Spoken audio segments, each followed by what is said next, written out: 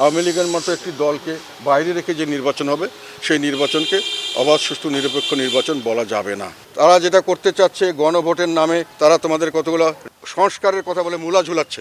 এখন কথা হলো গ্রহণযোগ্যতা আমাদের বিশ্বে আমরা আগেও দেখেছি, শেখ হাসিনা নির্বাচনের সময় এই কথাটা আমি বলেছিলাম এবং দেখেছি, তখনও কিন্তু অনেক দেশই তখন দেখা গেল নিজেদের তাদের দেশীয় স্বার্থের জন্য তাকে মেনে নিয়েছেন। তারা যদিও বলেছেন নির্বাচন ভালো হয় নাই, কিন্তু ব্যবসা বাণিজ্য সম্পর্ক সবই রেখেছেন। সেই জন্যই এখন যারা নির্বাচনে জয়ী হওয়ার জন্য বেশি উদ্গ্রীব, তারা মনে করছেন যে নির্বাচন ভালো না হলেও আমরা হয়তো বিদেশিরা আমাদেরকে সমর্থন দিয়ে আমাদেরকে চালিয়ে নিতে পারে, এটা তাদের ধারণা বা তাদের আশা। তবে আমি বিশ্বাস করি শেখ হাসিনার সময় আমি বলেছিলাম, এখনও বলছি, এই ধরনের নির্বাচন করে বেশি দিন সরকার টিকে থাকতে পারবে না। শেখ হাসিনার সময় তবুও কিছুটা হলেও অনেক জিনিসের অনেক ধরনের সুযোগ ছিল, তার সুবিধা ছিল, সারা বিশ্বে বিভিন্নভাবে তার একটা ভালো একটা অবস্থান তৈরি করেছিলেন উনি নিজের স্বার্থে দেশে। এখন কিন্তু অর্থনৈতিক অবস্থা অত্যন্ত খারাপ, দেশে আইন শৃঙ্খলার অবস্থা অত্যন্ত খারাপ, বেকার সমস্যা চরম থেকে চরমের দিকে যাচ্ছে, প্রতিদিন ভুখা মানুষের সংখ্যা বাড়ছে। কাজেই এই পরিস্থিতিতে অশান্ত অবস্থায় যদি কোনো রকম বিক্ষোভের ডাক দেয় কোনো দল, বড় ধরনের কোনো দল, এটা কিন্তু যে কোনো সময় আবার একটা সেটাকে আবার একটা আন্দোলন আসতে পারে। আমি সম্ভাবনা ভালো দেখছি। আমি যেখানেই যাচ্ছি, যেভাবেই যাচ্ছি, মানুষে আমাকে স্বতঃস্ফূর্ত সমর্থন দিচ্ছে, আগের চেয়ে সমর্থন ভালো পাচ্ছি। আমরা আগেও এই আসনে যতবারই নির্বাচন করেছি আমাদের সঙ্গে ঠিকমতো কেউ প্রতিযোগিতায় আসতে পারেনি।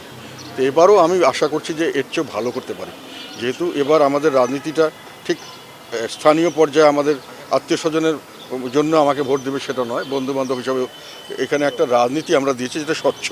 এবং এই মুহূর্তে এই রাজনীতিটা জনগণ, বিশেষ করে সিংহভাগ জনগণ যারা নির্যাতিত, নিপীড়িত, দুঃশাসনের আছে, বিভিন্নভাবে জর্জরিত, যারা ন্যায় বিচার পাচ্ছে না, সেই সমস্ত মানুষের কাছে আমাদের রাজনীতিটা পছন্দ হচ্ছে। কাজেই আমি মনে করি অন্যবারের তুলনায় আরও বেশি সমর্থন আমরা লাভ করি। এই নির্বাচন খারাপ হবে কোনো সন্দেহ নেই, বড় একটি দল বাদ হয়েছে, এটাই তো বড় কথা। তারপরে আমাদের উপরে সমান লেভেল প্লেইং ফিল্ড হচ্ছে না, এটা বড় কথা। প্রতিদিন সংঘর্ষ হচ্ছে, মানুষ হত্যা করা হচ্ছে, মানুষ মারা যাচ্ছে, এবং সেটা নিয়ে আবার সংঘর্ষ হচ্ছে, এটা খারাপ কথা। কাজেই ইতিহাসের সবচেয়ে ভালো কি দেখে আমি বলবো সেটা আমি এখনও পরিষ্কার নই, কারণ ইতিহাসের অনেক নির্বাচন, আরও ভালো নির্বাচন দেখেছি। 1991 সালের নির্বাচন মোটামুটি ভালো হয়েছে, 1996 সালের নির্বাচন ভালো হয়েছে, আবার 15 ফেব্রুয়ারি একটা হয়েছিল, সেটা আবার হয়নি, আবার 1996 সালের জুলাই মাস একটা হয়েছে, সেটা ভালো হয়েছে। 2001 সালের নির্বাচন ভালো হয়েছে, 2008 সালের নির্বাচন ভালো হয়েছে। নির্বাচন ভালো হয়নি 2014 সালে, 2018 সালে, 2024 সালে, সেগুলো। কাজেই উনি যদি কম্পেয়ার করতে চান, এখন ওর চেয়েও খারাপ নির্বাচনের দিকে যাচ্ছি বলে আমার আশঙ্কা। দেশকে গণভোটে যদি না দাও, তোমরা যদি না বুঝো, দেশ ধ্বংস হয়ে যাবে। এইটা কথাটা আমি বলেছি, কথাটা অনেক সময় বুঝিয়ে বলার চেষ্টা করছি। এখনও তারা যেটা করতে চাচ্ছে গণভোটের নামে তারা তোমাদের কতগুলো সংস্কারের কথা বলে মূলা ঝুলাচ্ছে।